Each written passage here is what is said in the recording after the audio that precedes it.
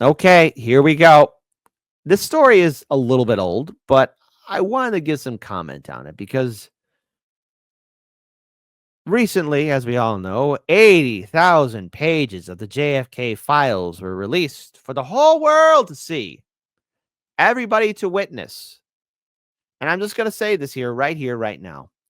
I think it's very important for us to know what exactly happened to JFK. And these files that were released, I think it's okay to assume that it's a nothing burger. I mean, what people want to know is the autopsy, the angles of the shots, who did it, the powers that be, because we need to know what happened to our Caesar, our king, our president, JFK. And yes, hold on. The reason why I use that title of a Caesar or a king is because let's face it, there's the mythology, the romanticism of JFK. I've heard the stories as a young kid. We all heard the stories before. It was Camelot. JFK was a president of his time. He was going to lead us into this golden era.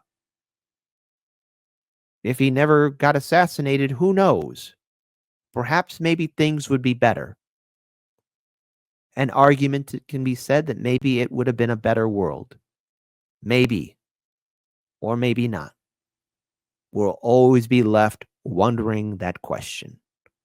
Perhaps America itself, our society, our world would be different. But unfortunately, we don't live in that world. We live in the here and now. And Ben Shapiro decided to do a little commentary, write a little article. Why does it matter who shot JFK? Because he was a consul of Rome. He was our president. People want to know because we've been lied to. And listen, before I play the video, what I'm going to say will offend everybody in my audience. But I mean, it isn't the first time the FBI or CIA ever lied to us, the American people. I mean, look, and maybe they turned a new leaf. Maybe decide to change their reckless ways. But I mean, people got to know, like, what happened? Why the cover up? Why is everything so quiet? Why is everything so secret? Heaven forbid. And here's Ben Shapiro and his thoughts. Sort of conspiracy theorizing that's become incredibly popular on the right these days. It was popular on the left, and now it's become increasingly popular on the right. The kind of, let's just ask questions. We'll ask who really killed JFK? Wink, wink, nod, nod. And then you're like, well, do you have any evidence of the thing that you are presupposing? Well, no, I'm not making any accusations. I just know I don't believe the story that I'm being told. I know not to trust the authorities. You're like, well, that's fine, but do you have like any evidence? Like evidence, not just supposition. I said, well, you're part of it, aren't you?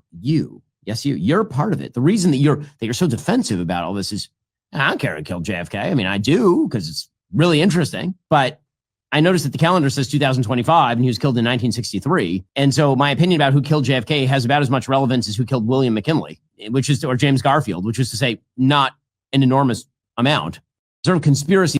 Well, it actually kind of does, because 1963, I'm going to make a controversial statement here, even though it was before yours truly, the great Kid Adrian Cabela, was born. It wasn't that too long ago, okay? It wasn't that too long ago. We just can't bury it. I mean, that was a sitting, popular United States president, and you're saying that it doesn't matter? No, and plus the cover-up, the secrecy, the lies. Every single president succeeding after JFK. I mean, who knows? I noticed that they got weaker and punier and smaller and more subservient. I mean, yes, we could all say, well, Ronald Reagan was tougher. George Bush Sr. was tougher. Bill Clinton, he was a leader. Oh, really? Not like how JFK was. It could be argued that maybe JFK was the last lion, the last big roar before we got nothing but little kittens.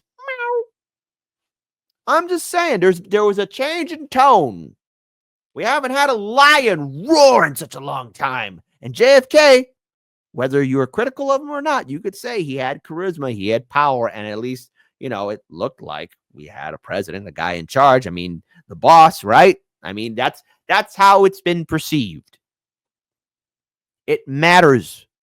It matters because of the secrecy and the lies. It matters because it traumatized the nation. It matters because Boomers, Gen Xers, millennials, and yes, even Gen Z are still feeling that shot, even to this very day. And while it's not earth shattering as it was back in the 1960s, I think it matters because of the secrecy of how things have been covered up. People have a right to know. The American people have been left in the dark about it. And then I have to wonder, well, wait a minute. What about the MLK files? Martin Luther King, he was a leader of his time. And yes, I know, just like JFK, MLK had his problems too, his faults. These men were human. They should not be revered as gods or titans, but they were taken from us. They were removed. And the answer is why? Why were they removed? Because of what they were proposing, a better world, maybe? Yes, maybe a better world. Then there's also what happened to JFK's brother, RFK Jr.'s father, RFK Sr. You know, that interview that RFK Jr. did with Mike Tyson on Mike Tyson's podcast was removed off of YouTube. You know that, right? Because they talked about what happened and the investigation to what happened to RFK Sr. It'd be nice if that video came back up online again, on YouTube at least. I think it's still on Mike Tyson's other social media podcasts and everything else, but on YouTube, what happened? People want to know. Because what would the world be like if JFK, MLK, and RFK Sr. were still alive? What would happen as Martin Luther King continued to do his speeches? What would happen if, let's say, and again, don't want to throw this out here, let's say JFK did a second term and then after his second term was succeeded by his brother, RFK Sr. What kind of world would it have been? Would it have been more impactful? Would it have led to more thoughtful society? It matters. And it's not just pointing fingers here and there, because this affects every single American. That one shot changed time. So what if? Ben Shapiro is incorrect here. It matters. It's always going to matter. Because the American people have been abused by a system that constantly lies to them. Our corporate media leads us into wars and tells us not to worry about corruption. Our corporate media tells us what to think and how to feel. Our politicians lie to us and do insider trading. Our politicians are living their best lives with gold-plated healthcare. These people who are currently serving in office do not care about you because they don't like you. They don't respect you. And I'm not going to say JFK was a saint, but at least from the perception and everything that I've seen, it looked like he kind of maybe sort of cared. I'll be generous with that. It matters.